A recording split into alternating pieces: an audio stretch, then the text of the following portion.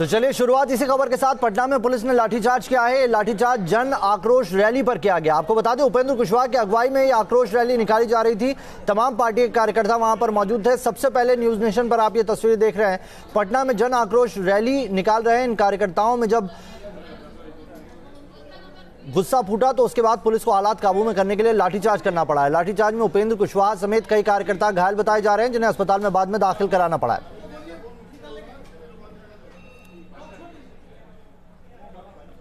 अलीगढ़ में roadways bus driver और conductor से मारपीट का वीडियो सामने आया है। मामला गांधी पार्क के छर्रा अड्डा पुल का बताया जा रहा है। रोडवेज बस मेरठ से प्रयागराज कुंभ की तरफ जा रही थी और तभी पुल से गुजर रही बस से स्कूटी की टक्कर हो गई। बस यही होना था और युवकों का गुस्सा भड़क गया। स्कूटी सवार दो युवकों ने बस पर पत्थर मारकर उसका पहले शीशा तोड़ा। इसमें एक बस में सवार महिला यात्री के हाथ में भी चोट लगी है। बस ड्राइवर और कंडक्टर ने जब इसका विरोध किया तो दोनों युवकों ने कंडक्टर और ड्राइवर को सड़क पर उतारकर बुरी तरह से पिटाई कर दी। देखते ही देखते पुल पर जाम लग गया, भीड़ इकट्ठी होने लगी और आरोपी युवक मौका पाकर फरार हो गए। इसने आगे शीशा तोड़ा है, सवारी सारी बतानी है। सवारियां हम इस गाड़ी में, ये गाड़ी मेरठ से आ रही है, इलाहाबाद जा रही है। इन्होंने क्या किया, कहाँ टूटा है, क्या है, ईंट मारी है सवारी के लिए। आइए आगे बढ़ते हैं। मेयर नवीन जैन का बड़ा बयान आया है। अलीगढ़ मुस्लिम यूनिवर्सिटी में राष्ट्र विरोधियों का अड्डा उन्होंने करार दिया है। हिंदुस्तान में तिरंगा यात्रा नहीं निकलेगी तो कहां निकलेगी, इस तरह का उनकी तरफ से बयान जारी किया गया। बड़ी खबर इस वक्त की बता रहे हैं हम आपको। मेयर नवीन जैन की तरफ से एएमयू को राष्ट्र विरोधी गतिविधियों का अड्डा करार दिया गया है। यूनिवर्सिटी पर कार्रवाई होने की भी उन्होंने मांग की है। यूनिवर्सिटी का नाम तक बदलने की उन्होंने मांग की है। आतंकवाद को बढ़ावा दे रही है यूनिवर्सिटी, ऐसा कहा है मेयर नवीन जैन ने। बीजेपी के मेयर हैं, आगरा नगर निगम का प्रतिनिधित्व करते हैं और उन्होंने एएमयू यूनिवर्सिटी का नाम बदलने की मांग की। नितिन उपाध्याय इस खबर पर ज्यादा जानकारी के साथ जुड़ गए हैं। नितिन, नवीन जैन ने एक बड़ा बयान दे दिया और यूनिवर्सिटी का नाम बदलने के साथ साथ ये कहा है कि आतंकी गतिविधियों का अड्डा है। जी बिल्कुल। देखिए, आज जब न्यूज नेशन ने आगरा के मेयर नवीन जैन से जब सवाल किया कि लगातार एएमयू पर सवाल खड़े हो रहे हैं और अभी हाल ही में 26 जनवरी गुजरी है, उससे कुछ दिन पहले वहां तिरंगा यात्रा निकालने वाले छात्रों को नोटिस थमाया गया, तो उसी चर्चा के दौरान उन्होंने बड़ा बयान दिया है। उन्होंने कहा है कि एएमयू पर कार्रवाई होनी चाहिए, उनके जो चांसलर हैं उन पर सख्ती से उन पर एक्शन लिया जाना चाहिए और वहां लगातार आतंकवादियों का वो अड्डा है। लगातार वहां ऐसे आतंकवादी जो देश हित को नुकसान पहुंचा रहे हैं उनका वहाँ कोई उनकी जब उनको मार दिया जाता है तो उनके वहाँ शोक सभा की जाती है जी, और तिरंगा यात्रा को रोका जाता है। और उन्होंने कहा है कि कुल मिला के ऐसी जगह जहां पर राष्ट्र विरोधी गतिविधियों का अड्डा, ऐसा करार दिया है आगरा के मेयर नवीन जैन ने। आगे बढ़ते अगली खबर का रुख करेंगे।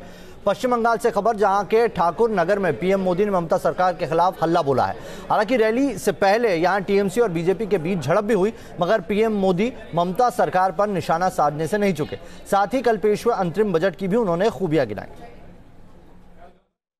ये ठाकुर नगरेर माटी पवित्र माटी। पश्चिम बंगाल के ठाकुर नगर में कुछ इस तरह पीएम मोदी ने बंगाल में लोकसभा की लड़ाई का बिगुल फूका। वो बंगाल जिसे ममता बनर्जी का गढ़ कहा जाता है और जिसे फतह करना बीजेपी के लिए सबसे बड़ी चुनौती बनी हुई है। यही वजह है कि बीजेपी के राष्ट्रीय अध्यक्ष अमित शाह के बाद अब पीएम मोदी खुद बंगाल के मैदान में कूद पड़े। मोदी ने सबसे पहले अंतरिम बजट में किसानों और कामगारों के लिए शुरू की गई योजनाओं के फायदे गिनाए। ना कोई बिचौलिया, ना कोई अड़चन, सीधे बैंक खाते में पैसा जमा होगा। अब आपको समझ आने लगा होगा कि मोदी बैंकों में खाते खुलवाने पर इतना जोर क्यों दे रहा था। यहां पश्चिम बंगाल में ही 3 करोड़ से अधिक जनधन खाते खुलवाए गए। साथियों, ये जो राशि किसानों को मिलने वाली है, ये साल में 3 किस्तों में 2-2 हजार रुपया में आपके खाते में जमा होने वाली है। और इसके बाद पीएम ने नागरिकता कानून की राह में रोड़े अटकाने के लिए टीएमसी पर हमला बोला। मैं यहाँ के टीएमसी पार्टी को कहता हूँ कि आप नागरिकता के कानून का समर्थन कीजिए, पार्लियामेंट में पारित होने दीजिए। ये मेरे भाइयों बहनों को उनका अधिकार मिलना चाहिए। देश के टुकड़े हुए इनकी जिंदगी आपने तबाह की है। पीएम मोदी की रैली से पहले टीएमसी और बीजेपी कार्यकर्ताओं के बीच झड़प की खबरें भी आई। वहीं मोदी के पोस्टर को नुकसान पहुंचाने की कोशिश भी की गई, मगर बीजेपी ने इन तमाम घटनाओं को ममता बनर्जी की हताशा बताया। कितना भी कीचड़ फेंके नरेंद्र मोदी जी की पोस्टर पर, वो कमल के फूल की तरह खिलेंगे। इस बार बंगाल में ममता जी को बड़ी हार मिलेगी और बंगाल में भारतीय जनता पार्टी अपार सीट जीतेगी और देश में अब की बार 400 के पार हम जाएंगे। ममता जी रोक नहीं सकते। जाहिर है लोकसभा की लड़ाई जीतने के लिए बीजेपी को बंगाल का किला भेजना जरूरी है, मगर ममता बनर्जी बार बार मोदी सरकार को एक्सपायर बताकर महागठबंधन को मजबूत करने में जुटी हुई है। अब देखना है कि इस सियासी घमासान में कौन किस पर भारी पड़ता है। Team news nation. यूं तो पीएम मोदी को ठाकुरगंज में कुछ देर और बिताना था, मगर लोगों की भीड़ इतनी ज्यादा हो गई कि उन्हें अपनी सभा समय से पहले ही समाप्त करनी पड़ी। पीएम मोदी ने मंच से ही लोगों को कंट्रोल करने की भी कोशिश की। एजेंसी के मुताबिक कई लोग इस हालात के चलते जख्मी भी हुए हैं, जिनका इलाज चल रहा है। मेरी आपसे विनती है कि अब मैदान में जगह नहीं है, अपने ही लोगों को परेशानी हो रही है। आप ऐसा मत कीजिए, आप ऐसा मत कीजिए। आपका प्यार मेरे सर आंखों पर, लेकिन ये आपका उत्साह, ये उमंग, आज ये जगह कम पड़ गई, ये मैदान छोटा पड़ गया और इसके कारण आपको असुविधा हो रही है। और चलिए इस खबर पर बात करने के लिए हमारी संवाददाता देवजानी चौबे हमारे साथ जुड़ गई। देवजानी, 2019 लोकसभा चुनाव में बंगाल कितना महत्वपूर्ण, इन तमाम रैलियों और बयानों से साफ अंदाजा लगाया जा सकता है। देखिए, उत्तर पूर्वी के राज्य में भारतीय जनता पार्टी ने अपना खाता खोल दिया है। त्रिपुरा में खाता खुल चुका है। अब पश्चिम बंगाल उनके लिए एक बहुत बड़ा टारगेट है। उनके ये चैलेंज है कि पश्चिम बंगाल में अब भारतीय जनता पार्टी कुछ करके दिखाए, और यही पश्चिम बंगाल का रुख कर रहे हैं। अभी हाल ही में अमित शाह पश्चिम बंगाल में पहुंचे थे, उसके बाद अब पीएम मोदी यहां पे आए हैं, और जैसा कि भारतीय जनता पार्टी के पश्चिम बंगाल शाखा का कहना है कि पिछले 3 साल से वो लगातार दिग्गज नेताओं को पश्चिम बंगाल का दौरा करा रहे हैं, क्योंकि वो चाहते हैं कि ममता बनर्जी के खिलाफ जितना भी गुस्सा है लोगों के दिलों में, वो थोड़ा है या ज्यादा है, उसे अब भारतीय जनता पार्टी उसका फायदा ले सके। और 2019 का जो लोकसभा चुनाव है वो बेहद महत्वपूर्ण है, क्योंकि इसलिए भी, और यही जो प्रधानमंत्री नरेंद्र मोदी और अमित शाह की रैलियों में उमड़ती भीड़ है, उससे दिखाई भी दे रहा है कि बीजेपी कितने हद तक बंगाल में अपनी पैठ भी बना चुकी है। देवजानी, बहुत बहुत शुक्रिया। आइए आगे बढ़ते हैं और अब बात करते हैं इस वक्त की सबसे बड़ी खबर का। महिला कांग्रेस विंग ने ऐलान कर दिया है और यह कहा है कि अगर कोई भी शख्स प्रियंका गांधी पर अभद्र टिप्पणी करेगा तो उसके खिलाफ एफआईआर दर्ज कराई जाएगी। कांग्रेस की महिला विंग के मुताबिक हर राज्य में कार्रवाई की जाएगी। दरअसल जब से प्रियंका गांधी कांग्रेस की महासचिव बनी है या सक्रिय राजनीति में आई है, तभी से विरोधी उन पर आपत्तिजनक टिप्पणी कर रहे हैं। साथ ही सोशल मीडिया पर भी उनके खिलाफ अभद्र मैसेज वायरल किए जा रहे हैं। यही वजह है कि कांग्रेस ने अब इसे रोकने के लिए एक नई रणनीति अपनाई है।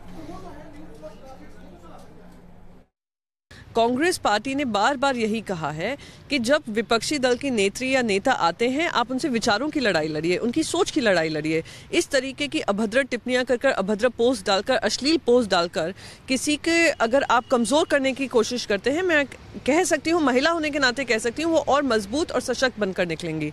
जहाँ तक कांग्रेस पार्टी का सवाल है, कांग्रेस पार्टी की महिला कांग्रेस विंग ने पूरा ये प्रक्रिया जारी की है कि हर राज्य में हम एफआईआर दर्ज करेंगे ऐसी अश्लील पोस्ट को लेकर, और इसके बारे में हम प्रोटेस्ट भी करेंगे कि आज आप लोग इतने स्तर पर आ गिरे हैं कि विपक्षी दल के नेताओं की अश्लील भाषा का इस्तेमाल कर, शब्दों का इस्तेमाल कर सोचते हैं कि उनको कमजोर कर पाएंगे। और चलिए इस खबर पर बात करने के लिए रवि सिसोदिया हमारे संवाददाता जुड़ गए हैं। रवि, कई विधायकों तक ने ऐसे बयान दिए हैं, तो क्या सर विधायक और मंत्री या नेताओं को टारगेट किया जाएगा, या आम लोग जो सोशल मीडिया पर इस तरह के पोस्ट कर रहे हैं वो भी इसके निशाने पर आएंगे? जी बिल्कुल नावेद, और यही कारण है कि कांग्रेस इससे मुद्दा बनाने जा रही है और आने वाले दिनों में देश के सभी राज्यों में जाकर एफआईआर दर्ज कराने की तैयारी कर रही है। महिला विंग की जो प्रमुख हैं सुष्मिता देव, उन्होंने कहा है कि सोमवार को दिल्ली में एफआईआर करेंगी। जिस तरह से प्रियंका गांधी का सोशल मीडिया पर ट्रोल किया जा रहा है, वो इससे सियासी मुद्दा बनाने जा रही है, और यही वजह है कि पूरे देश में इस मुद्दे को उठाया जाएगा। जी चलिए, बहुत बहुत शुक्रिया आपका रवि हमारे साथ जुड़ने के लिए। आगे बढ़ते हैं और अब बात रॉबर्ट वाड्रा को मिली राहत की। मनी लॉन्ड्रिंग केस में रॉबर्ट वाड्रा को पटियाला हाउस कोर्ट से 16 फरवरी तक अग्रिम जमानत मिल गई है। सीबीआई के स्पेशल जज ने उन्हें 6 फरवरी को ईडी के सामने पेश होने के लिए कहा है। रॉबर्ट वाड्रा की तरफ से वरिष्ठ वकील केटीएस तुलसी पेश हुए। उन्होंने कोर्ट में कहा कि उनके मुवक्किल को राजनीतिक साजिश के तहत फंसाया गया है। रॉबर्ट वाड्रा ने अपनी अग्रिम जमानत अर्जी में कहा था कि मैं कानून का पालन करने वाला इंसान हूं और मुझे अभी तक जांच में शामिल होने के लिए समन नहीं मिला है। उन्होंने सफाई दी थी कि मैं यूके अपनी बेटी की सर्जरी के बारे में जानकारी हासिल करने और बुजुर्ग मां की देखभाल करने के लिए गया था। दरअसल ये पूरा मामला लंदन के 12 ब्रैस्टन स्क्वायर पर मौजूद 19 लाख पाउंड कीमत की संपत्ति की खरीद में मनी लॉन्ड्रिंग के आरोप से जुड़ा है। आरोप है कि संपत्ति के मालिक रॉबर्ट वाड्रा है। This is a useless case. There is no substance in it. For 4 years they have interrogated, they have investigated. All documents of the company are with them. All documents with regard to assets, all bank accounts, everything has been with them for all these years. And they have not found anything. और अरविंद हमारे संवाददाता जुड़ गए। अरविंद, 16 फरवरी तक राहत तो मिली है, लेकिन 6 फरवरी को ईडी के सामने पेश होने को भी कहा गया है।